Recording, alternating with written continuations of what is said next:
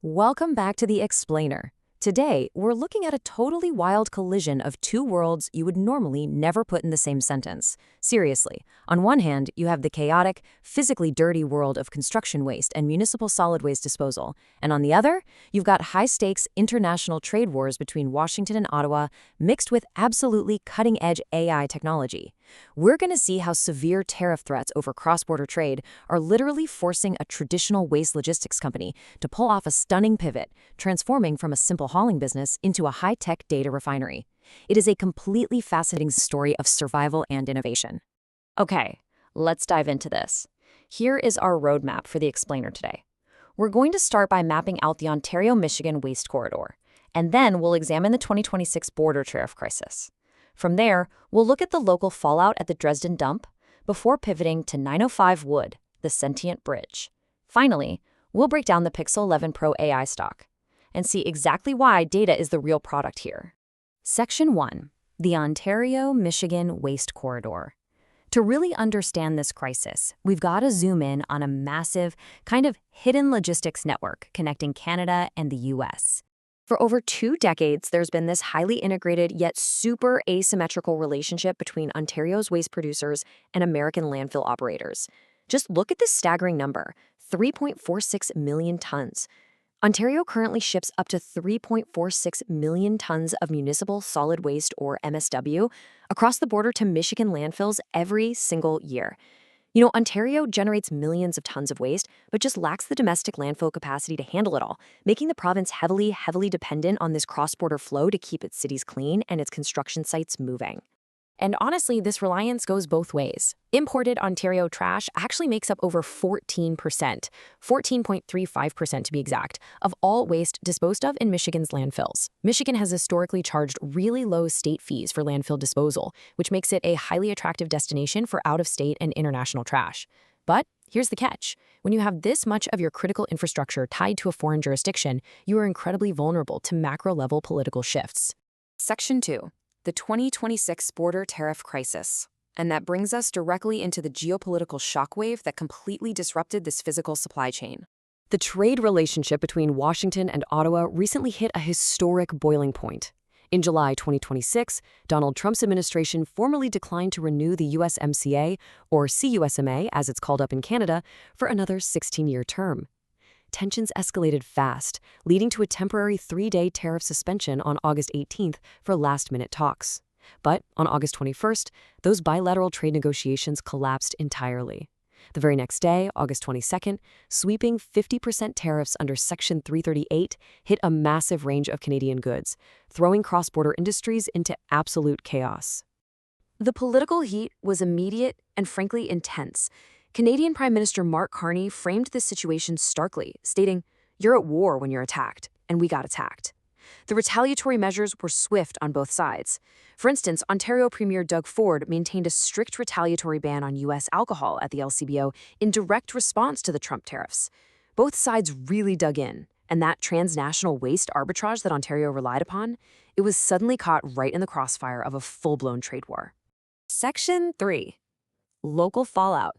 The Dresden dump. Because when the border tightens, the trash doesn't just magically disappear. Instead, this geopolitical gridlock forces a massive capacity crisis right back onto local Ontario municipalities. Now, what's really interesting about this slide is the reality of what happens on the ground. Take York One Environmental Solutions. They had purchased land near Dresden, Ontario, planning a massive construction and soil recycling facility.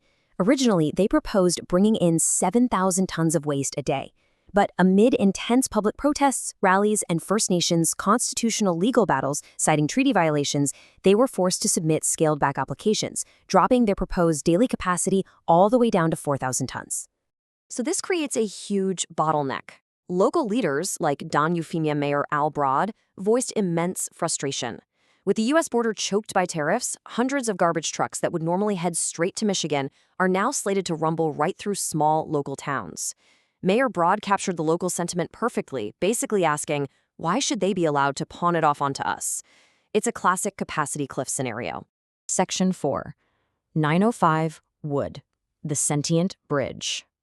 So if you can't easily push the waste across the border, and you can't easily dump it locally, What do? Well, we're pivoting hard right now into the technological marvel that actually solves this gridlock. Enter 95 Wood and their concept of the Sentient Bridge.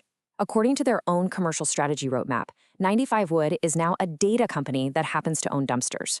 They realize that in a world of 50% tariffs, physical hauling is a super vulnerable, capital-heavy service. But the verified data generated during those operations, that is a highly scalable, highly profitable asset.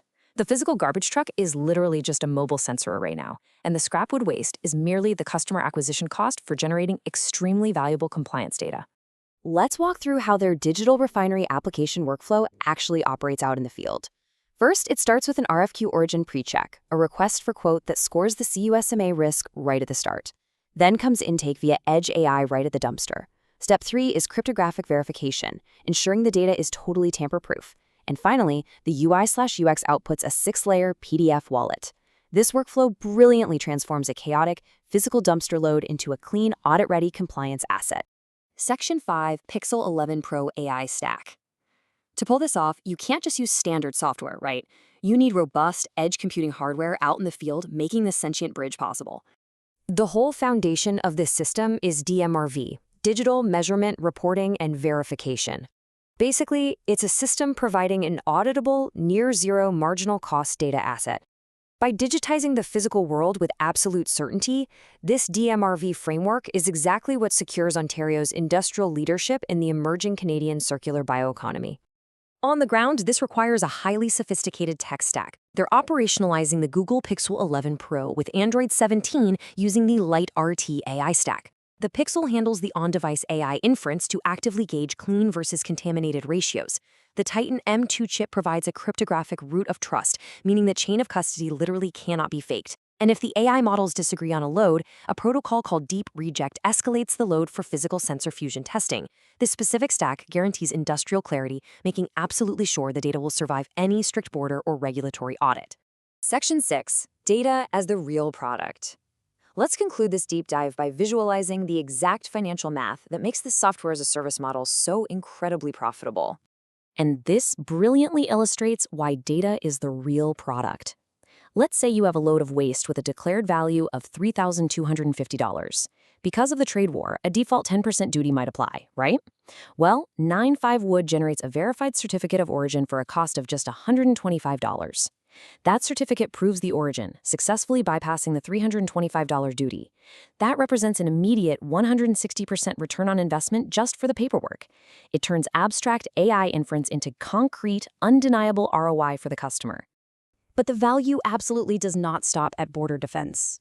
This system acts as a sentient bridge between chaotic construction waste and the strict, high-purity requirements of the Puro.Earth biocarbon market. Because the AI proves the wood waste is clean, the 905 Wood platform auto-generates the exact issuance packets required by Puro.Earth. This allows them to mint highly valuable CO2 removal certificates, or CORCs, and earn recurring carbon royalties on every certified load. It is a massive revenue generator. So the crucial point is this. By operationalizing the Pixel 11 Pro and the LiteRT AI stack, 905 Wood's value shifts entirely to the DMRV provenance data cut. The data, not just the wood, is the SaaS application service here. In the face of macro-level trade wars and massive border tariffs, digitizing your physical provenance isn't just some neat trick. It is the ultimate industrial survival mechanism. Which leaves us with a massive question to ponder. We've seen how a waste hauling company in Ontario pivoted to an edge AI data refinery just to keep their trucks moving across the border. In an era of increasing deglobalization and volatile high tariffs, how must other traditional physical industries digitize their assets to survive? I mean, if dumpsters can become sentient data nodes, what on earth is next? Thank you so much for joining me on this explainer. I really hope this deep dive gave you a powerful new perspective on how tech is solving real-world geopolitical bottlenecks. Keep learning, and I'll see you next time.